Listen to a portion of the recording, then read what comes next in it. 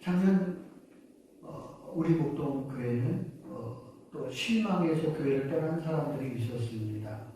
또 남은 사람들은 나름대로 상처가 받았습니다.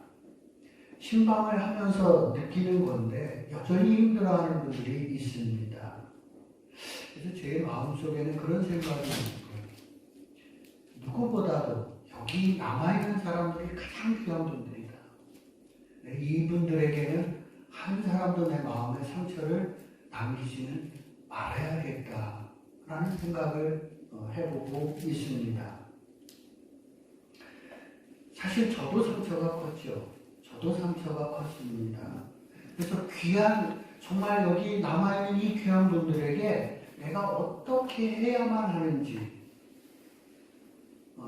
대해서 많은 고민을 지금 하고 있어요. 어떻게 하는 것이 이 목동교회를 위해서 유익을 끼칠 수 있는 일인지에 대해서 많은 고민을 하고 있습니다.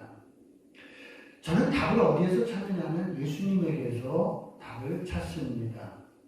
예수님은 가난한 사람, 병든 사람, 소외된 사람들을 불쌍히 긍휼히 여기는 마음을 가지셨습니다. 예수님에게 가난한 사람이 찾아오면 먹을 것을 나누셨고요. 병든 사람이 찾아오면 그를 고쳐주셨습니다. 그런가 하면 외로워하는 사람들, 소외된 사람들은 예수님이 직접 찾아가서 친구가 되어 주시기까지 하셨습니다. 예수님은 마지막에 자신의 생명까지도 십자가에 달았습니다. 자신의 목숨을 주면서 우리에게 복음의 시작, 너희에게 기쁨이 되기를 원하고 계시는 분이 예수님이셨습니다. 저와 목동교회 지도자들은 예수님처럼 모두를 불쌍한 눈으로 바라보고 나의 희생을 통해서라도 이 공동체에 유익을 끼칠 수 있는 결단을 할 수 있는 우리 지도자들이 되기를 소망합니다. 고린도전서 1장 18절부터 21절 말씀 교독하도록 하겠습니다. 십자가의 도가 멸망하는 자들에게는 미련한 것이요 구원을 받은 우리에게는 하나님의 능력이라. 비롯된 바 내가 지혜 있는 자들의 지혜를 말하고 총명한 자들의 총명을 폐하게 하였으니. 지혜 있는 자가 어디 있느냐, 선비가 어디 있느냐, 이 시대의 변론가가 어디 있느냐. 하나님께서 이 세상의 지혜를 미련하게 하신 것이 아니냐. 하나님의 지혜에 있어서는 이 세상이 자기 지혜로 하나님을 알지 못하나고 하나님께서 전부에 미련한 것으로 믿는 자들을 구원하시기를 기뻐하셨도다. 아멘. 십자가에 달리신 예수님을 해석하는 그 예수님을 바라보는 시각은 다양했습니다. 예수님을 믿지 않는 유대인들은 십자가에 달린 예수님을 어떻게 보았느냐 하면 나무에 달려서 죽잖아요. 그래서 나무에 달린 사람들은, 이 유대인들은 뭘 어떻게 생각했느냐면 하나님의 저주를 받은 사람이라고 생각했었습니다. 그러니까 예수를 믿지 않는 유대인들은 예수가 하나님의 저주를 받아서 저렇게 십자가에서 달려 죽는구나 라고 생각을 했습니다. 이방인들은 이렇게 생각했습니다. 아니, 자기도 구원을 못하면서 어떻게 남을 구원시킬 수 있대? 이건 비논리적이야 라고 이 사람들은 논리를 따지기 시작했습니다. 그러니까 이들에게서는 예수님의 십자가 이야기가 먹혀 들어가지 않았습니다. 18절 말씀 다시 한번 볼까요? 십자가의 도가 멸망하는 자들에게는 미련한 것이요 구원을 받은 우리에게는 하나님의 능력이라. 바울은 그럼 십자가를 어떻게 해석했는가? 바울은 예수님의 핵심이 뭐냐면 십자가로 바울은 보고 있었던 겁니다. 바울은 예수님이 십자가에서 죽음을 하나님께 어린 양으로 제물로 드렸던 희생의 제물로 보았습니다. 바울은 예수님의 십자가에서 흘리신 피를 번제단에 뿌렸던 속죄의 피로 보았습니다. 바울은 예수님이 십자가에서 죽음으로 하나님과 우리의 담들을 허무는 사건으로 보았습니다. 바울은 하나님의 나라가 유대인에게 제한되어 있던 것이 예수님을 통해서 십자가를 통해서 이방인에게까지 구원이 확장시키는 사건이 되었다라고 바울은 보았습니다.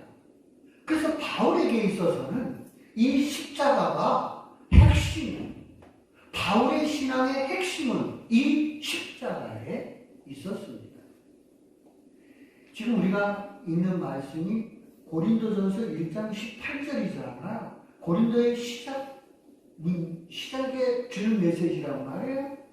뭐냐면 고린도 교회에 많은 문제가 있었습니다. 교회 분열의 문제, 성문란 문제, 성도들의 송사의 문제, 바울의 사도권의 침해의 문제 등 진짜 골치 아픈 교회의 모습이 고린도 교회의 모습이었습니다. 바울은 고린도 교회의 문제를 해결할 수 있는 방법을 1장 8절에 제시하는 거예요. 십자가의 도, 복음의 능력으로만이 이 고린도 교회의 문제는 해결할 수 있다라고 바울은 말씀을 하고 있습니다. 이제 고린도 교회의 많은 문제 중에 가장 쉬운 문제 하나 오늘 하나 풀어보겠습니다. 송사의 문제, 재판의 문제를 한번 오늘 우리 풀어보겠습니다. 교회 안에서 성도들 간에 재판이 벌어졌어요. 송사가 벌어졌어요. 그 교회가 어떻게 했어요? 성도들 간에 재판이 벌어졌어요. 그죠? 교회 분위기 싸하지 않겠어요? 이거 어떻게 풀어요? 어떻게 하면 여러분 풀릴 수 있겠어요? 적어도 재판까지 갔는데, 그죠? 감정의 골은 깊어진 거예요. 그죠? 그 정도가 아니어서 벌써 풀었지. 근데 재판까지 갔다는 거는 감정 다 상해버렸어. 이 정도까지 갔는데 같은 교회를 다녀. 아이고, 참말로. 네, 경험해봤잖아요. 어때요? 얼마나 불편해요. 고린도 교회가 지금 그래요. 이거 어떻게 풀어요? 풀 수 있는 방법. 바울이 제시한 십자가의 도로의 문제를 한번 생각해 보십시오. 두 사람 중에 딱 한 사람만이라도 십자가를 좀 정확히 이해해 보라는 거예요. 십자가가 뭐예요? 사랑이고 용서고 그런 거 아니겠어요? 두 사람 중에 한 사람만이라도 그래, 내가 사랑해야지, 용서해야지, 이 마음이 그래, 예수님 그러셨는데 내가 제자인데 라는 마음이 든다면 이 문제는 금방 풀리는 문제예요. 목사의 어떤 위로나 목사의 어떤 권면으로 풀리는 문제가 아니라 내 스스로 십자가의 복음에 물들어나면은 이 문제는 풀어갈 수 있는 문제예요. 철학, 논리, 법전으로 풀리는 게 아니라 십자가의 도가 너희의 문제를 풀어갈 수 있는 키라고 바울은 말씀하고 있습니다. 이제 우리도 십자가의 도, 복음의 능력을 의지하고 살아가기를 원합니다. 나의 문제를 넘어 세상에서 수고하고 무거운 짐을 지고 살아가는 사람들이 너무나 많습니다. 그 사람들을 어떻게 구원해 줄 수 있는가? 내가 복음으로 물들어서 십자가의 도에 물들어서 그를 불쌍히 여기는 마음으로 찾아갈 때 그에게서 놀라운 변화가 일어나게 될 줄로 믿습니다. 이제 우리 목동교회 제자 여러분들이 십자가의 도에 물드는 제자들이 되시기를 주의 이름으로 축복을 드립니다. 바울은 갈라디아 사마리아서에서 예수의 흔적을 가지고 있다고 했습니다. 흔적을 언어로는 스티그마, 상처로 번역할 수 있습니다. 바울은 복음을 전하다 많은 고난을 당했습니다. 상처가 있었습니다. 얼마만큼 상처가 있었는가? 고린도 후서 11장 23절로부터 28절 바울이 당한 고난을 나열하고 있습니다. 함께 교독하도록 하겠습니다. 고린도후서 11장 23절로부터 28절입니다. 그들이 그리스도의 일꾼이냐 정신없는 말을 하거니와 나는 더욱 그러하도다. 내가 수고를 넘치도록 하고 옥에 갇히기도 더 많이 하고 매도 수없이 맞고 여러 번 죽을 뻔하였으니 유대인들에게 40에서 하나 당함을 5번을 하였으며 3번 태장으로 맞고 1번 돌로 맞고 3번 파산하고 일주일을 깊은 바다에서 지냈으며 여러 번 여행하면서 강의 위험과 강도의 위험과 동족의 위험과 이방인의 위험과 신의 위험과 광야의 위험과 바다의 위험과 거짓 형제 중의 위험을 만나고 또 수고하며 애쓰고 여러 번 자지 못하고 줄이며 목마르고 여러 번 굶고 춥고 헐벗었노라. 이외에 이는 고사하고 아직도 날마다 내 집에 이르는 일이 있으니 곧 모든 교회를 위하여 영원한 것이라. 우리 예수를 믿으면 복을 받아야 하지 않겠어요? 예수님 때문에 고난받고 싶은 사람은 없지 않겠어요? 또 고난이 오는 걸 좋아하는 사람도 없지 않겠어요? 그런데 바울은 예수님 때문에 너무 많은 고난을 이렇게 당했습니다. 아무리 내가 눈을 씻고 봐도 이거는 살아있는 게 기적이에요. 이게. 여러분 배 한 번 파손되는 게 이게요. 일주일에 바다에서 못 견뎌요. 저체온증이기 때문에 죽어요. 바울은 살아있는 그 자체가 기적 같은 사람.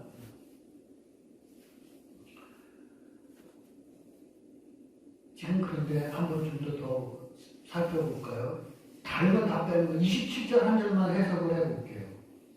여러 번 자지 못하고 줄이며 목마르며 여러 번 굶고 춥고 헐벗었노라. 바울은 복음을 전하면서 이렇게까지 고생을 안 해도 될 일이 너무 많았어요. 이렇게 고생을 안 하고 갈 수 있는 길이 바울에게는 널려 있었어요. 예를 들어서 그냥 예배사 교회에서 목회하시면 되잖아요. 그 교회를 크게 만드셨고 그 교회가 얼마나 대단한 일들을 해가요. 그냥 그 교회만 계셔도 이런 고생 안 하셔도 됩니다. 정말 이 고생 하나도 안 하고 살 수 있는 길이 이분에게는 너무 많았는데 이분은 고생을 사서 하고 계시잖아요. 이것이 바울의 영성이고 바울의 놀라운 모습이라고 저는 생각을 합니다. 지금 이것이 과거로 끝나지 않았어요. 과거에 오면 좋겠는데 지금 현재형이란 말이에요. 28절 보세요. 날마다 내 속에 눌리는 일이 있으니 곧 모든 교회를 위하여 염려하는 것이다. 이게 과거로 끝난 게 아니에요. 오늘도 매일마다 교회에서 들려오는 소식이 있단 말이에요. 근데 그 교회에서 들려오는 소식이 나의 마음을 염려하게, 이거 얘네 어떻게 하지? 얘가 잘 견딜 수 있을까? 근심이 되고 걱정되는 일들이 계속 들려오고 있다는 얘기예요. 당시 기독교는 유대교로부터 엄청 많은 핍박을 받고 있었단 말이에요. 얘들 괜찮을까? 이것이 바울이 매일마다 겪어야 되는 또한 고민이요 염려였다고 하는 사실입니다. 바울은 상처를 받았지만 또 지금도 상처를 계속 받고 있지만 그 일 때문에 바울은 그의 사역을 중단하거나 포기하지 않았습니다. 상처를 감수하고 바울은 땅끝까지 복음을 전하기 위해서 나갑니다.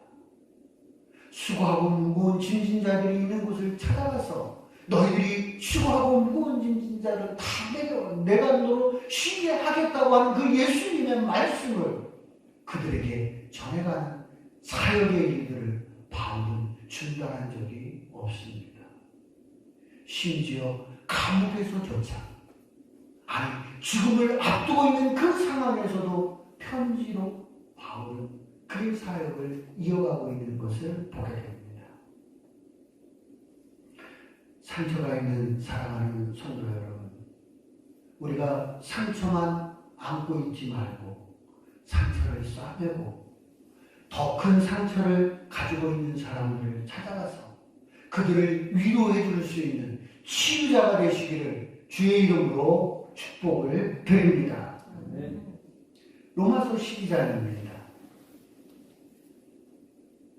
1절로부터 13절까지 있는 말씀 교독하도록 하겠습니다. 그러므로 형제들아, 내가 하나님의 모든 자비하심으로 너희를 권하노니 너희 몸을 하나님이 기뻐하시는 거룩한 산제물로 드리라. 이는 너희가 드릴 영적 예배니라. 너희는 이 세대를 본받지 말고 오직 마음을 새롭게 함으로 그날에가 하나님의 선하시고 기뻐하시고 온전하신 뜻이 무엇인지 분별하도록 하라. 내게 주신 은혜로 말미암아 너희 각 사람에게 말하노니 마땅히 생각할 그 이상의 생각을 품지 말고 오직 하나님께서 각 사람에게 나눠주신 믿음의 분량대로 지혜롭게 생각하라. 우리가 한 몸에 많은 지체를 가졌으나 모든 지체가 같은 기능을 가진 것이 아니니 이와 같이 우리 많은 사람이 그리스도 예수 안에서 한 몸이 되어 서로 지체가 되었느니라. 우리에게 주신 은혜대로 다른 은사가 각각 다르니 혹 예언이면 믿음의 순서대로 혹 섬기는 일이면 섬기는 일로, 혹 가르치는 자는 가르치는 일로, 혹 위로하는 자는 위로하는 일로 부지런한 자는 성실함으로 다스리는 자는 부지런함으로 긍휼을 베푸는 자는 즐거움으로 할 것이니라. 사랑에는 거짓이 없나니 악을 미워하고 선에 속하라. 형제를 사랑하고 서로 우애하고 존경하기를 서로 원자하며 부지런하게 게으르지 말고 열심히 품고 주를 섬기라. 소망 중에 즐거워하며 환난 중에 참으며 기도에 항상 힘쓰며 성도들의 쓸 것을 공급하며 손대접하기를 힘쓰라. 아멘. 바울은 로마 교회 성도들에게 이렇게 신앙생활을 하십시오라고 신앙생활을 권면하고 있습니다. 자신이 많은 고난을 받고 있으면서 로마 교회 성도들, 당신들 이런 신앙생활을 좀 해가야만 바람직한 신앙생활입니다라는 교본을 바울이 써서 로마 교회에 보내고 있습니다. 1절 말씀 볼까요? 너희 몸을 하나님이 기뻐하시는 산제물로 드려라. 2절 마음을 새롭게 하여 변화를 받아서 하나님이 기뻐하시는 일을 해라. 3절 각 사람에게 나눠주신 믿음의 분량대로 지혜롭게 행동하라. 6절 서로 지체가 되라. 8절 봉사의 일을 즐거움으로 하라. 9절 악을 미워하고 선에 속하라.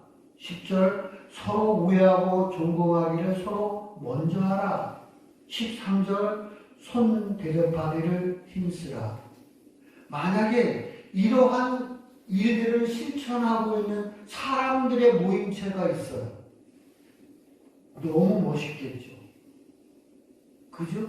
지금 이 말씀대로 실천을 하고 있는 그러한 공동체가 있다면 얼마나 아름답고 얼마나 귀하고 좋은 교회겠어요. 그래서 바울은 얘기하는 거예요. 너희의 교회를 이러한 교회로 만들어서 수고하고 무거운 짐진 사람들, 그 사람들이 너희들에게 들어와서 쉼을 얻을 수 있도록 그런 좋은 공동체를 만들어 가라고 바울은 로마의 교회의 성도들에게 당부를 하고 있습니다. 여러분 생각에 로마 교회는 어떻게 신앙생활을 했을 것 같아요? 이런 글을 받았는데 로마의 교회 성도들은 이 바울 편지를 받은 로마 교회들은 실제적으로 어떻게 신앙생활을 했을까?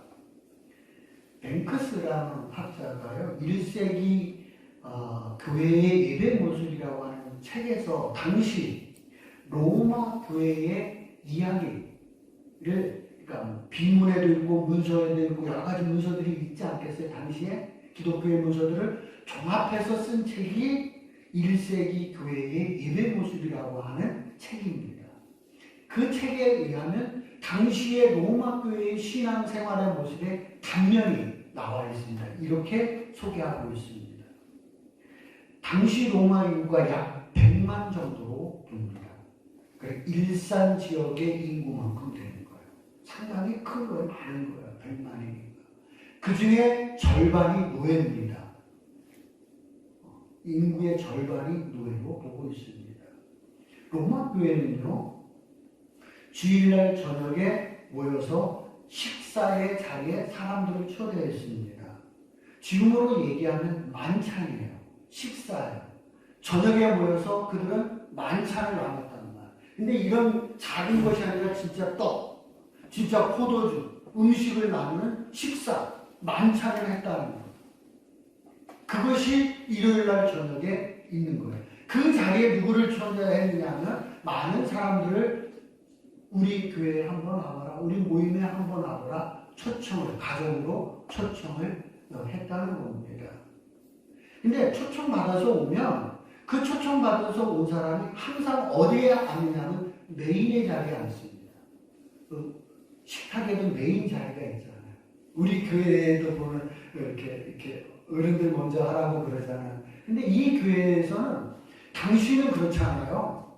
주인이 있고 노예가 있고 누가 어디 자리에 앉아야 되겠어요? 그러잖아요. 그죠? 그런데 그게 아닌 거예요. 그 교회에서는 새로 오는 사람이 항상 누구든 간에 그 메인의 자리에.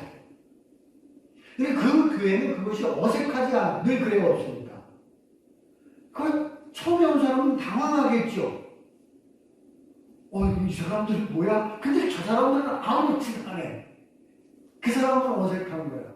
근데 그 사람이 노예라고 생각해 보세요. 노예가 내가 왔는데, 주변에 있는 사람들이 상석에 앉히라고 먼저 식사하라고 그러고 같이 밥을 먹는다. 그 일이 로마 교회 안에서 있었다는 거예요. 식사를 하려고 그래요. 그런데 노예들이 많단 말이죠. 그럼 누구의 눈치를 보겠어요? 주인의 눈치를 봐야 되지 않겠어요? 그러니까 항상 이 사람들 중에는 누가 생기겠어요? 지각생이 생기는 거예요. 그 사람이 게을러서 지각하는 게 아니라 주인의 눈치를 봐야 되니까, 주인의 말을 따라야 되니까. 그러니까 항상 이 교회는 음식을 준비할 때 누구의 음식은 남겨둬라. 누가 안 왔는데 보니까 그 주인이 누구다. 그 주인 알잖냐. 문서에 나와요. 그러니까 그 사람은 남겨둬라. 그런 거예요. 그러니까 항상 노예지만 그 사람을 배려하는 것이 로마 교회는 배어 있었다. 그런 얘기입니다.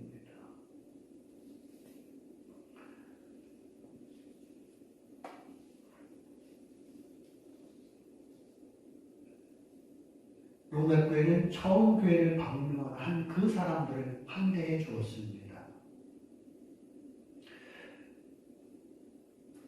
여기에는 노예들이 참석을 해도 환대를 해줬습니다. 노예들이 와도. 그러니까 거기에 절반이 노예였으니까 로마 교회의 성도의 구성원들은 누가 많았겠어요? 당연히 이제 노예들이 이제 그 자리를 채워가기 시작을 했다는 얘기입니다. 노예들 입장에서 한번 이제 입장을 바꿔서 우리가 노예의 입장이 됐다고 보세요. 노예의 입장. 태어나서 처음으로 사람 대접 받는 거예요. 노예들이 어디 가서 사람 대접을 받아봤겠어요. 그런데 교회를 가니까 사람 대접을 해주는 거예요. 묻을 거를 생각해서 음식까지 남겨주는 배려를 받는 거예요. 이 노예들의 입장에서 이 공동체, 이 모임체는 천국이 아니겠어요? 노예 입장에서는 여기가 천국이란 말이에요. 이 공동체가 좀 더 로마에 퍼졌으면 좋겠다. 누구도 데려와야 되겠다 하는 마음이 그들 속에서 일어났던 거예요. 그러니까 점차 이 로마 교회는 누구들로? 노예들로 채워지기 시작을 해갔다. 그래서 이 로마 지역의 교회들이 크게 번성하는데 1등 공신은 누구냐면 노예들이라고 뱅크스는 이야기하는 거예요. 우리는 역사를 공부하면서 이 로마가 기독교화 시키는 데는 콘스탄틴 대제가 했다고 이렇게 배웠단 말이죠. 그런데 로마를 복음으로 물들게 하는 것은 콘스탄틴 대제가 아니라 바로 노예들이 그들의 마음속에 이 공동체를 너무 좋은 공동체로 여겼고 이 공동체가 좀 더 많은 사람이 모이기를 사모하는 마음이 있었기 때문에 로마의 복음화, 세계 복음화는 의외로 콘스탄틴 대제가 아니라 그 하잘것없는 노예들에게서부터 복음의 불꽃이 타오르기 시작했다고 뱅크스는 이야기하고 있는 것입니다. 교회가 해야 할 일이 무엇인지를 이제는 우리가 보기를 원합니다. 소외되었고 힘들어하는 이웃을 환영하고 환대해 주는 것입니다. 제가 목동교회에 있으면서 계획했지만 하지 못한 것 한 가지가 있습니다. 그게 뭐냐면 노인복지입니다. 노인 문제라고 하는 분들이 있어요. 노인 문제가 아닙니다. 장수는 복이에요. 그 장수 오래 사시는 거를 왜 문제라고 그래요? 노인 문제라고 하는 접근 방식은 좀 바람직하지 않습니다. 그 복인데 노인 문제가 아니라 저는 이렇게 생각해요. 우리 노인들은 지금 우리 경제에서 한 축을 감당했던 분들입니다. 귀하신 분들이고 고생하신 분들이에요. 제가 생각할 때는 이 노인들이 누림의 삶을 살다가 하나님께로 갈 수 있는 그러한 것들이 좀 더 복지가 확대되어야 된다. 노인 복지로 얘기를 해야지 노인 문제라고 접근하는 것은 잘못됐다라고 생각을 하고요. 이 교회에서 우리 교회에서 좀 하고 싶었던 것 중에 하나가 바로 노인 복지에도 요양소보다 조금 퀄리티가 있는 실버타운 같은 거 작지만 믿음의 사람들이 운영하고 사랑으로 운영하는 우리 센터 아이들이 감기 걸리면 학교를 안 가도 센터를 온다고. 센터면 재미나니까. 감기가 걸렸어. 그래 학교는 아프니까 안 가. 그래도 센터는 와. 좋으니까. 노인 복지 시설 그런 걸 생각하는 거지. 어른들이 누림의 삶을 살 수 있는 공간들을 교회가 제공해 줬으면 좋겠다 하는 생각을 가졌습니다. 앞으로 기회가 되면 꼭 여기까지 우리 목동교회가 확장시켜 갔으면 좋겠다 하는 생각을 갖습니다. 적용입니다. 오늘날 많은 사람들이 힘들어하고 있습니다. 교회를 떠나고 있고요. 외로워하는 사람들이 많습니다. 이제 우리가 어떻게 해야 되는지, 어떻게 해야 될까? 우리가 4주 동안 살펴본 걸로 결론이 그렇습니다. 환대해줘야 된다. 나우엔의 표현으로는 환대라고 했어요. 따뜻하게, 환영, 따뜻함 이런 것들로 우리가 좀 맞아주는 것들이 필요하다. 또 예수님처럼 때로는 찾아가는 것도 우리에게 필요합니다. 찾아가서 손을 내밀어줘서 그들을 잡아주는 것 이것도 우리에게 필요하다 하는 생각을 합니다. 예수님이 달란트 비유를 하셨습니다. 5달란트, 2달란트, 1달란트. 예수님은 5달란트와 2달란트 남긴 사람은 칭찬해 주셨습니다. 반면에 1달란트 받은 사람은 그 1달란트 마저 빼앗아서 10달란트 있는 사람에게 주셨다고 말씀을 합니다. 예수님이 중요하게 생각하는 것은 결과가 아니라 과정을 중요하게 생각하십니다.